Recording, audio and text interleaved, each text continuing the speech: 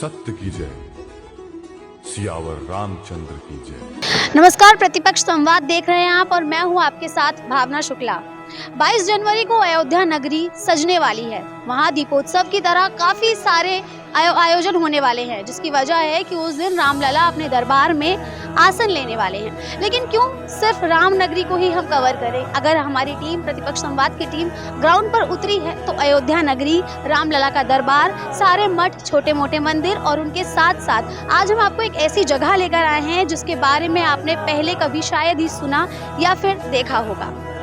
राजा राम के बारे में बात करने से पहले, उनके बारे में बात करने से पहले उनके पिताजी सम्राट राजा दशरथ के बारे में जान लेना और उनके बारे में बात करना काफी जरूरी हो जाता है। जिस जगह आज मैं आपको खड़ी हुई नजर आ रही हूँ, ये वही जगह है जहाँ राम जी के पिताजी का अंतिम संस्कार हुआ था। दरअसल जब राम जी वनवास चले गए थे तो उनके वियोग में राजा दशरथ ने प्राण त्याग दिए थे। ये कथा आपने रामायण में भी देखी और सुनी होगी। जिसके बाद भरत जी ने यही उनका अंतिम संस्कार किया था। हम अभी आपको अंदर लेकर चलेंगे, यहाँ के महाराज जी से मिलवाएंगे और कहाँ उनकी समाधि है, अंदर तमाम चीजें देखेंगे। चलिए मेरे साथ। तो आइए चलते हैं अंदर, देखते हैं क्या कुछ है। महाराज जी से बात करेंगे, तमाम जानकारियां लेंगे जो आप तक पहुंचेंगी। आइए मेरे साथ।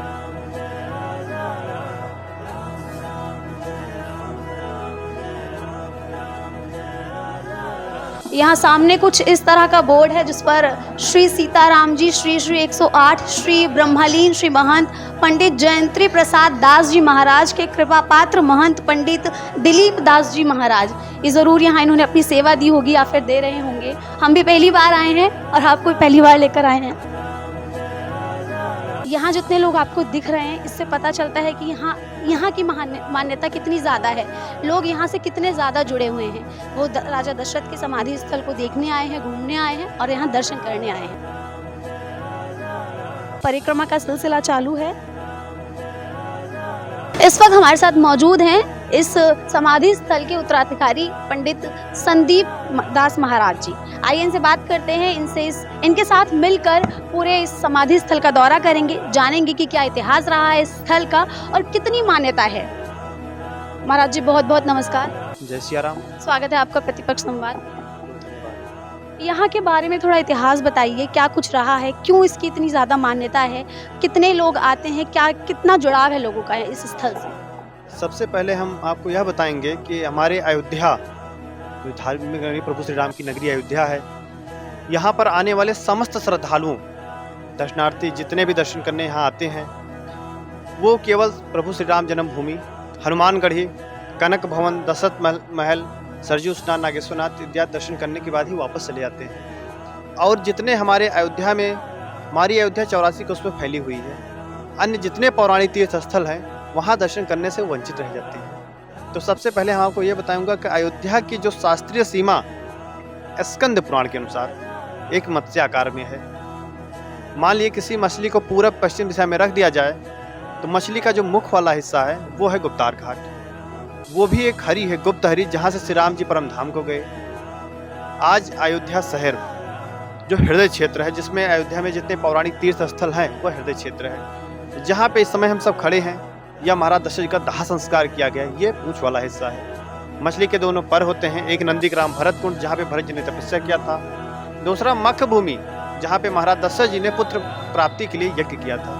ये हमारे अयोध्या की जो शास्त्रीय सीमा स्कंद पुराण के अनुसार ये मत्स्याकार, ये मूल अयोध्या है। अब बात आती है कि चक्रवर्ती महाराज दशरथ जी का महल वहाँ था, तो यहाँ पे महाराज दशरथ जी का दाह संस्कार क्यों किया गया है, ये प्रश्न है। तो इसका कारण यह था कि जिस समय प्रभु राम जी के पिताजी चक्रवर्ती महाराज दशरथ जी का शरीर छूटा है, राम जी लक्ष्मण जी के साथ माता सीता जी वनवास से चली गई थी।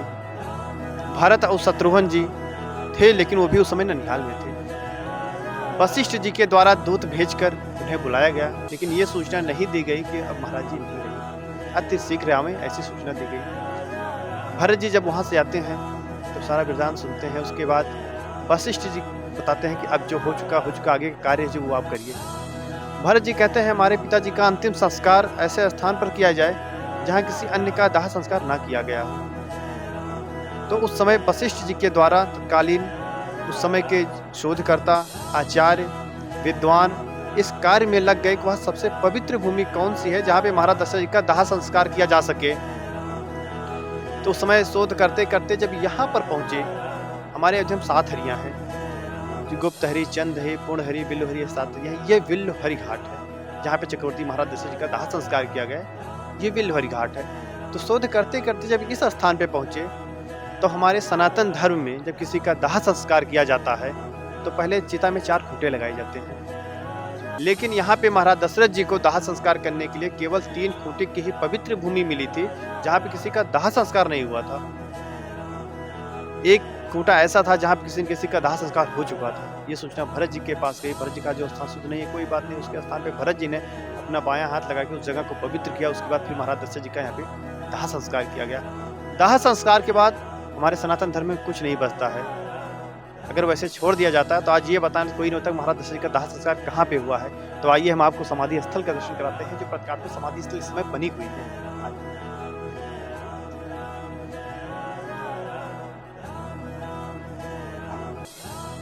ये महाराज दशरथ जी का समाधि स्थल है, इसी जगह पर उन्हें मुखाग्नि दी। यह वही स्थल है जहाँ पे महाराज दशरथ जी का अंत्येष्टि संस्कार हुआ है। ये सबसे पवित्र पावन भूमि है, जो इससे पहले भी आपको सारे वृत्तांत बताए हैं। ये वह स्थल है जहाँ महाराज जी का दाह संस्कार किया गया। दाह संस्कार के बाद हमारे सनातन धर्म में कुछ नहीं बचता है, इसलिए महाराज दशरथ जी के स्थल पे ये प्रतीकात्मक रूप से समाधि स्थल बनाई गई है, जिनके ऊपर चारों भाइयों के चरण पादुका हैं। ये काली काली जो है दाह संस्कार के बाद जो पिंडदान किया जाता है, ये पिंड वेदियां हैं।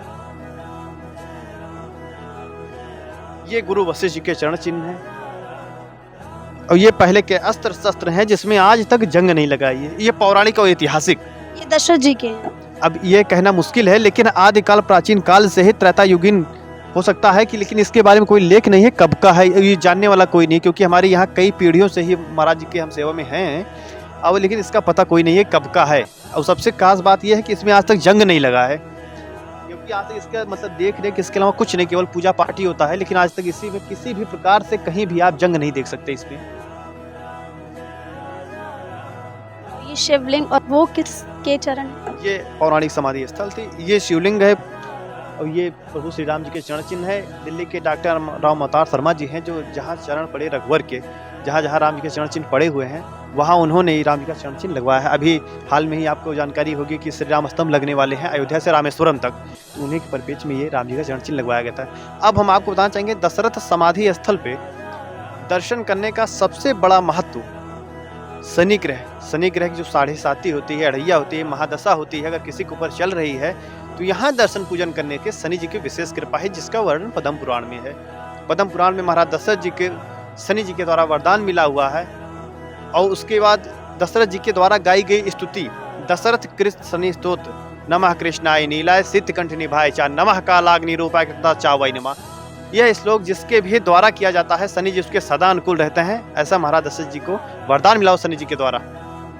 यहाँ एक दिन में कम से कम लोगों की कितने श्रद्धालु की संख्या, कुछ अनुमान कि कितने आ जाते हैं? क्योंकि ये जो मेन अयोध्या नगरी है, वहाँ से कम 12 से 13 किलोमीटर की दूरी पर है ये, और यहाँ आने का कोई सुरक्षित सड़क या भी कुछ भी नहीं है। तो क्या लोगों को उस पर कोई असर पड़ता है कि जगह नहीं है या जाने का रास्ता ठीक नहीं है तो हम जाएंगे नहीं, ऐसा कुछ है? या फिर श्रद्धालु की गिनती जो है उसमें रहती है कि नहीं हम जाएंगे, जितना भी उनसे कनेक्टेड है यहाँ से, जो भी हमारे सनातन धर्म से, तो वो उतना ही आते हैं? नहीं, आपकी बात जो है पूर्ण रूप से सही है। ये पद्म पुराण है, जिसमें अभी हम आपको बता रहे हैं शनि जी का जो महत्व है। आज तो हर स्थान पे शनि के मंदिर बनाई गई हो तो ठीक है, लेकिन यहाँ जो है पौराणिक महत्व है इस स्थल का, जिसमें महाराज दशरथ जी को पद्म पुराण में महाराज दशरथ का शनि को संतुष्ट करके लोक का कल्याण करना, यहाँ से लेके पूरा यहाँ तक महाराज जी को वर्णन है, जो मुक्तों श्लोकों में प्रतिष्ठित होता है। उसके बाद ये मेन मंत्र है, जो हम आपको बताए थे, नमः कृष्णाय नीलाय सिद्धकंठ निभाय चा, नमः कालाग्नि रूपाय कृता चावै नमः। ये यहाँ से यहाँ तक 8 श्लोक का मंत्र है, जिसके भी द्वारा किया जाता है। शनि जी उसके सदा अनुकूल रहते हैं, उसे कभी अशुभ फल नहीं देते। इतना बड़ा प्रभाव इस मंत्र का। महाराज जी ने जैसा कि बताया कि इसी पर अगर शनि की महादशा खराब चल रही हो, तो वो ये जो कथा आप देख रहे हैं, इसका पाठ करने से, इसको पढ़ लेने से वो दशा जो है आपकी कम हो जाएगी, आपको बहुत लाभ होगा। उसके अलावा एक मंत्र भी है, वो मंत्र आप यहाँ देख सकते हैं स्क्रीन पर।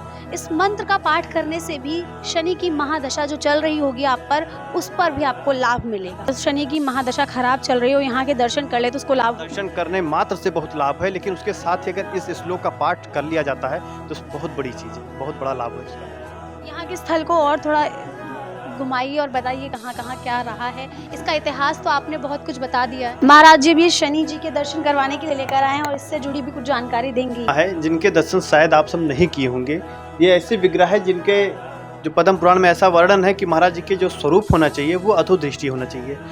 और जितने मंदिर के दर्शन आप किए होंगे उसमें लगभग आप महाराज जी के नेत्र को खुले ही पाए होंगे। अब ऐसी भी मान्यता है कि शनि जी की दृष्टि जहाँ खुली हो वहाँ सामने से प्रणाम नहीं करना चाहिए क्योंकि दृष्टि दोष है। तो ये पहली ऐसी विग्रह है चक्रवर्ती महाराज दशरथ जी के स्थल पर। सबसे बड़ा महत्व तो ये है कि दशरथ समाधि स्थल पे अगर आप दर्शन पूजन करते हैं तो शनि जी की तो वैसे कृपा है क्योंकि शनि जी के द्वारा वरदान मिला हुआ है। और उसके बाद दर्शन करने के बाद अगर दशरथ कृत शनि स्तुति, जो महाराज दशरथ जी के द्वारा गाई गई स्तुति है शनि जी के लिए, अगर वो स्तुति हम गाते हैं और महाराज दशरथ जी को प्रणाम करते हैं, अगर इस स्वरूप का दर्शन जो अधोदृष्टि शनि जी कहा जाता है, जिनकी दृष्टि आप देखिए पूर्णतः बंद है, जिनके दर्शन पूजन का कोई दोष नहीं है। सबसे बड़ा लाभ तो ये है कि यहाँ दर्शन पूजन अगर आप करते हैं तो महाराज जी की दृष्टि आप पे नहीं, जिनका स्वरूप है वो मूल स्वरूप है अधोदृष्टि। तो दर्शन पूजन का ये सबसे बड़ा लाभ है इस स्थल पर। जहाँ इस वक्त मैं खड़ी हूँ, श्रद्धालु जब आते हैं तो यहाँ अब दर्शन करने के बाद महाराज जी के समाधि के दर्शन के बाद वो यहाँ से परिक्रमा करते हैं। चाहिए हम भी एक परिक्रमा कर लेते हैं। ये महामृत्युंजय मंत्र है, ओम नमः शिवाय लिखा हुआ है, दीवारों पर कुछ मंत्र हैं, रुद्राष्टक लिखा हुआ है। इसके बाद ये परिक्रमा स्थल है, यहाँ पर लोग परिक्रमा करते हैं। ये हनुमान चालीसा हमें देखने को मिल रही है। यहाँ पर भी हनुमान चालीसा और हनुमान जी की जो प्रतिमा टाइप दिखाई दे रही है। इसके बाद बजरंग बाण है, हनुमान चालीसा का कई जगह जिक्र हमें दिख रहा है। फिर ये श्री राम स्तुति है और ये दशरथ शनि स्त्रोत, यही वो स्त्रोत है जिसके बारे में अभी हमें थोड़ी देर पहले महाराज जी बता रहे थे कि इसी स्त्रोत का पाठ करने मात्र से लोगों की जो शनि दशा खराब चल रही होती है उसमें काफ़ी ज़्यादा लाभ मिलता है। इतिहास को खंगालने पर पता चलता है कि भरत जी ने जो जगह चुनी थी महाराज दशरथ के अंतिम संस्कार के लिए, वहाँ उनसे पहले किसी का भी अंतिम संस्कार नहीं किया गया था। एकमात्र महाराज दशरथ ही ऐसे थे जिनका अंतिम संस्कार इस जगह पर हुआ है। इतिहास में उनसे पहले और उनके बाद किसी का भी अंतिम संस्कार यहाँ पर नहीं हुआ। महाराज जी के साथ हमने पूरे समाधि स्थल का दौरा किया, उन्होंने हमें तमाम चीज़ें दिखाई, यहाँ का महत्व बताया। अगर किसी पर शनि की भारी कृपा है, महादशा खराब चल रही है, तो यहाँ दर्शन करने से ही उसकी महादशा ठीक हो जाती है, जैसा कि हमें महाराज जी ने बताया। अब आप देख सकते हैं कि यही वो जगह है जिसे शास्त्रों में बिल्वहरी के नाम से जाना जाता है। तो ये था बिल्वहरी घाट के नाम से ये जगह प्रसिद्ध है, जहाँ राजा दशरथ जी को समाधि मिली थी। यही भरत जी ने उनका जो है अंतिम संस्कार किया था। यह पूरा भ्रमण आपने मेरे साथ किया। महाराज जी ने एक एक चीज़ का हमें जानकारी दी कि कहाँ क्या है, किसका क्या महत्व है। प्रतिपक्ष संवाद की टीम ने आज आपको इस जगह के दर्शन करवाए हैं और ऐसी ही तमाम जगह को कवर करने के लिए ये टीम आज ग्राउंड पर उतरी है और काफ़ी कुछ आपको दिखाएगी, घुमाएगी। बने रहिए हमारे चैनल के साथ। मैं थी आपके साथ भावना शुक्ला। नमस्कार।